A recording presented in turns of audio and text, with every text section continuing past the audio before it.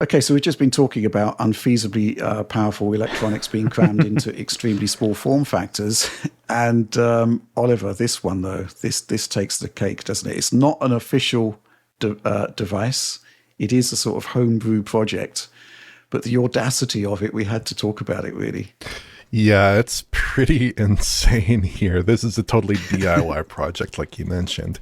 But it's basically like this laptop board shoved into a tablet enclosure, a very thick tablet Yes. enclosure, with a 4K 12.5-inch screen, an Intel Core i9 14000HX, which is basically a mobile 14900K, and an RTX 4090 laptop GPU, which again, that's not a 4090, full 4090. It's based off of the 103 die. It is similar in terms of silicon to a 4080, maybe in terms of performance. It'd be more similar to a desktop 4070 Ti in a lot of implementations. Which in itself is still, It's pretty nuts. Yeah, it's pretty nuts. It's a pretty wild project. It's obviously very demanding in terms of power. They're talking about like 175 watts under load, which is, quite something for a handheld. It's also very thick. It's not very comfortable looking either. It's kind of very angular. It's not exactly ergonomically sculpted, although you wouldn't necessarily expect that out of a DIY project like this. It's also just like this size of that screen, a 12.5-inch screen in the palm of your hands. It's just an insane size. Like even, relative to any handheld you're familiar with, this is just dramatically larger, with a screen that's like multiple times as large as like a Switch or Steam Deck or something, certainly. It also only has a 50 watt hour battery internally. Probably lasts very little time on battery. It's kind of, incidental to the use of the device, I'd suggest. And to run it at full bore, I'd imagine you would need power connected anyways. So this is the kind of project that's like totally impractical.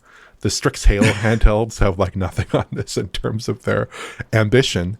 But, kind of going back to Strix Halo, I think that'd be the more sensible way to approach this kind of project because, you get that single chip, easy to cool, great GPU performance, great CPU performance, demands less power, can be scaled more reasonably. This is something that in comparison is just not really practical along any kind of axis.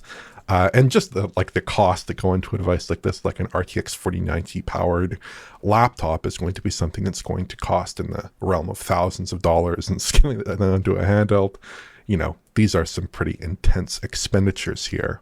And I do think Strix Halo would make a lot more sense for kind of the practical side of the impractical, the possible side of the impossible with these kinds of devices, I'd suggest, because those are, at least you look at them and it's like, okay, you're making some kind of crazy concessions and decisions around the device, but it's still like recognizably, you look at the GPD Win 5, and that is very similar in terms of its form factor to like a Switch 2 or something. It is not that crazy. Yeah. This is a totally different realm of just craziness. So I think this is a cool kind of project, but in terms of actually being a reasonable kind of device you'd actually want to use, I don't think it meets that criteria. But it's cool that people are doing stuff like this. I think it's cool. Mm-hmm. Absolutely. So, Tom, what do you think? Oh, it's another nutty invention, and it's great to see. I love the novelty of these Frankenstein's monsters style handhelds that we're seeing. I think it's great. If nothing, just to like fire up the imagination of what's possible. I don't think it's practical on any level. Like, weight, thermals, power usage, the battery, how's that all going to coalesce into a usable product? I'm reading that thermals are getting to 75 C, which is, impressive given the hardware, but is that what you want in the palm of your hand all the time? Probably not. No. And also the weight of it, a regular RTX 4090 weighs, it's quite hefty. it's quite hefty, and they've stripped it down for the mobile chipset, obviously, but still, it's going to have a good bit of heft as well. So whether you'd want to lug it around and hold it up for extensive play sessions, I'm not so sure. It's probably more practical as a kind of a plug and play device. You take it somewhere and plug it into like a portable mini PC with a screen attached to it, essentially.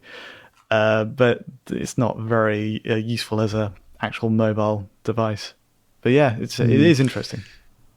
Yeah, I mean, here's the thing, right? I mean, one thing that I do like about it, about some of these, well, certainly gaming laptops and the tablets, is that a really sort of decently sized screen particularly when you get older and your sort of short range vision is a bit more blurry without having to like use reading glasses or whatever.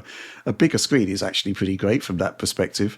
And at the same time, when you're looking at when we're talking about that 1X player tablet, the concept of having an OLED screen, great resolution, VRR, that's all pretty great as well. There's one thing that bothers me about the whole mobile gaming concept, though, when it comes to these higher power devices, and it's something you pointed out in the Mac Cyberpunk review there, Oliver, and it's the fact that on a Mac, you can play Cyberpunk plugged in, you can play Cyberpunk from battery, and the performance is the same. Now, the issue is that a lot of these gaming laptops are drawing so much power that the battery can't supply that level of power. And so performance is kind of throttled back simply because the battery isn't capable of delivering over 150 watts or whatever. And so, necessarily the mobility is limited.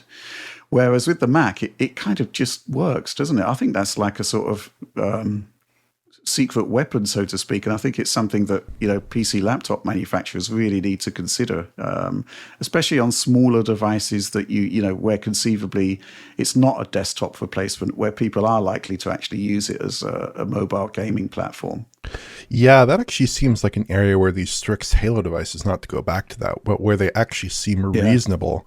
Because, a Strix Halo device at a good wattage, at 80 watts or 100 watts, is still within the range that a healthy battery could supply, certainly, at a good capacity there. And with the Max, like you're seeing, peak usage on that M4 Max of 70 watts, 80 watts during gaming, maybe at most, more typically in the kind of 50 to 60 watt range, actually. And that's a level that obviously the system can supply just fine.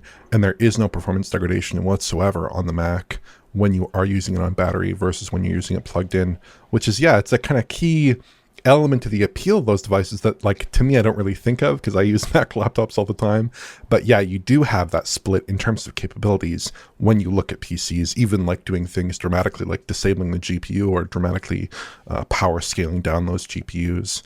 So, that's definitely a big compromise that you get with these PC gaming laptops that I kind of feel like shouldn't be there for a laptop product, but unfortunately very often is.